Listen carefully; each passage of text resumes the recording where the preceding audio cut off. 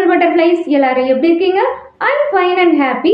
Alright, இன்னைக்கு நான் என்ன ஸ்டோரி ஷேர் பண்ண போகிறேன் அப்படின்னா, ஒரு 20 வருஷத்துக்கு முன்னாடி நான் 7th ஸ்டாண்டர்ட் படிக்கும் பொழுது என்னோட சென்னம்மாள் டீச்சர் எனக்கு சொன்ன அந்த சூப்பரான ஒரு ஸ்டோரி தான் உங்களுக்கு நான் ஷேர் பண்ண போகிறேன். பட் அந்த ஸ்டோரியை ஷேர் பண்ணுறதுக்கு முன்னாடி நீங்கள் என்னோட சேனலை சப்ஸ்கிரைப் பண்ணீங்களா மட்டும்தான் ஸ்டோரியை ஷேர் பண்ணுவேன். Subscribe, share. ஆல்ரைட், ஸ்டோரியில் ஒரு 2 பிரதர்ஸ் இருக்கிறாங்க, அண்ணன் தம்பி.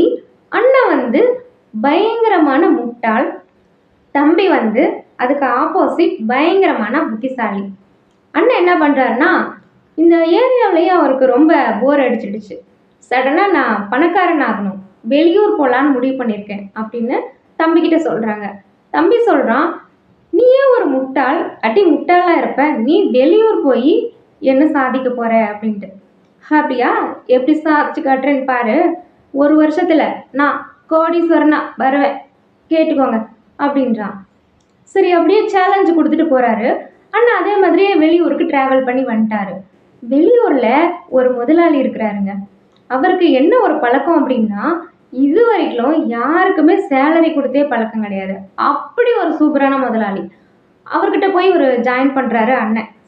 அவர் ஒரு கண்டிஷன் சொல்கிறாரு, நீ என்கிட்ட ஒரு வருஷம் வேலை செஞ்ச அப்படின்னா அந்த ஒரு வருஷம் முடிஞ்சு நான் உனக்கு 1,00,000 ரூபாய் சம்பளம் தருவேன் அப்படின்னு சொல்லிட்டு.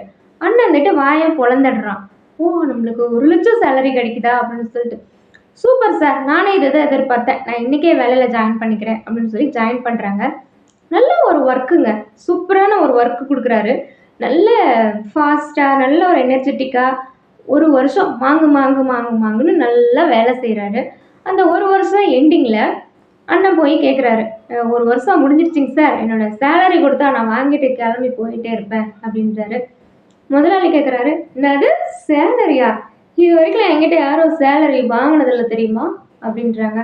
சார், நீங்கள் தான் அக்ரிமெண்ட் போட்டு தானே வந்திருக்கேன் அப்படின்றாங்க.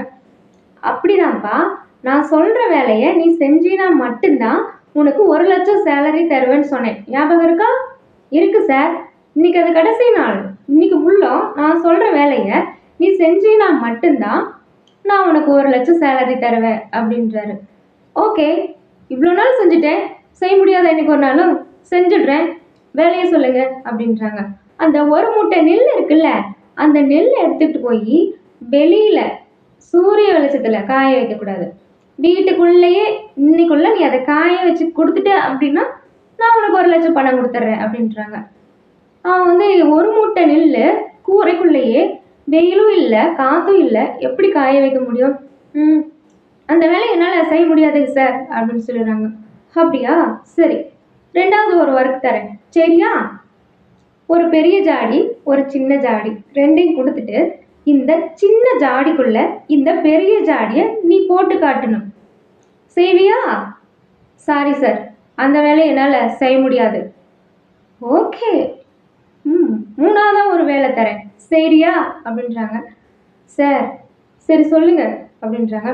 இந்த பூசணிக்காயோட எடை எவ்வளோ அப்படின்னு கேட்குறாங்க. ஒரு பூசணிக்காயை கையில் கொடுத்துட்டு, இதோட கரெக்டாக நீ சொன்ன அப்படின்னா நீ தப்பிச்ச, நீ சப்போஸ் தப்பாக சொன்ன அப்படின்னா உன் தலையை வெட்டிடுவேன் அப்படின்னு சொல்கிறாங்க. என்னடா இது வம்பா போச்சு, எனக்கு சேலரியே வேணாம் சாமி, நான் உயிர் பொழைச்சி போனால் போது என்னை ஆளை விடுங்க, ஒரு எடை போடாமல் இந்த பூசணிக்காயோட எடையெல்லாம் என்னால் சொல்லிட்டு இருக்க முடியாதுன்னு சொல்லிட்டு அண்ணன் சேடாக ஊருக்கு கிளம்பிடுறாங்க. நம்ம ஹீரோ இருக்கார் இல்லையா, அவர் என்ட்ரி கொடுக்குறாருங்க. ஏன்னா நான் தான் அப்போவே சொன்னேன்ல, நீ முட்டாள்னு, ஒத்துக்கிட்டு கம்முன்னு வீட்லேயே இருந்திருக்கலாம்ல, இப்போ போய் பார்த்தியா எவ்வளோ ஒர்க், ஒரு வருஷம் வீணா வேலை செஞ்சு கொடுத்துட்டு வந்துட்டு இருக்க. சரி, இப்போ ஐயா கில்லி மாதிரி போகிறேன், போயிட்டு உன்னோட 1,00,000 நான் ஒரு வருஷம் வேலை செஞ்சுட்டு என்னோட 1,00,000த்தையும் சேர்த்து 2,00,000 வாங்கிட்டு வரேன், என்னன்ற அப்படின்றான். அப்படியா, முடிஞ்சா போய் வாங்கிக்கடா அப்படின்றாங்க. தம்பி உடனே என்ட்ரி கொடுக்குறாரு. சேம் அதே முதலாளிகிட்ட ஜாயின் பண்ணுறாங்க. அதே மாதிரி ஒரு வருஷம் அந்த முதலாளி செய்கிற அத்தனை வேலையும் செய்கிறாரு. அந்த ஒரு வருஷம் முடிஞ்சிடுது. அந்த ஒரு வருஷம் முடிஞ்ச வாட்டி முதலாளிகிட்ட போய், சார், ஒரு வருஷம் முடிஞ்சிருச்சு, காசு துட்டு 1,00,000 எடுங்க அப்படின்றாங்க. அப்படியா, சரி ஓகேப்பா, நான் சொல்கிறேன், இன்னைக்கு தானே லாஸ்ட் டேட்டு, இன்னைக்கு நான் சொல்கிற அந்த 3 வேலையை செஞ்சுட்டு 1,00,000 வாங்கிட்டு போ அப்படின்றாங்க. தம்பிகிட்ட சொல்கிறாங்க. அந்த நெல் மூட்டையை அப்படிங்கும்போது தம்பி சொல்லிடுறாங்க, என்ன அந்த நெல் மூட்டையை வெயிலில் போடக்கூடாது, வீட்டுக்குள்ளேயே காய வைக்கணும், அதானே, நோ ப்ராப்ளம் அப்படின்னு சொல்லிட்டு உள்ள நெல் மூட்டையெல்லாம் பிரித்து கொட்டிட்டு ஒரு லேடரை எடுத்து வச்சு வீட்டு மேலே ஏறி வீட்டில் இருக்கிற கூரையை அத்தனையும் பிரித்து போட்டுடுறாங்க. உங்களுக்கு என்ன, நெல் வீட்டுக்குள்ளே காயணும், ஒரு மூட்டை பிரித்து போட்டாச்சு, நெல் காஞ்சாச்சு, சரி சார் 2வது ஒர்க் என்ன அப்படின்றாங்க. இப்படி முதலாளி எப்படி 10 ஆயிரம், என்னடா இது, நம்மளக்கிட்ட 1,00,000 பணம் வாங்கிடுவானோ இவன் அப்படின்னு சொல்லிட்டு ஒரு 2 ஜாடி எடுத்துகிட்டு வந்து வைக்கிறாரு. வெயிட் சார், என்ன செய்யணும் உங்களுக்கு, இந்த சின்ன ஜாடிக்குள்ளே இந்த பெரிய ஜாடியை போடணும், இதானே, செஞ்சுட்டா போச்சு அப்படின்னு சொல்லிட்டு அந்த பெரிய ஜாடியை கீழே போட்டு உடைக்கிறாரு. உடைச்சி அந்த ஜாடியெல்லாம் எடுத்து சின்ன ஜாடிக்குள்ளே போட்டார். ஜாடிக்குள்ளே போடணும்னு சொன்னீங்க, அப்படியே போடணுமா உடச்சி போடணுமா நீங்கள் சொல்லலைல்ல, போட்டேன், 3வது ஒர்க் என்ன அப்படின்றாரு. இவ்வளோதான் அந்த முதலாளிக்கு.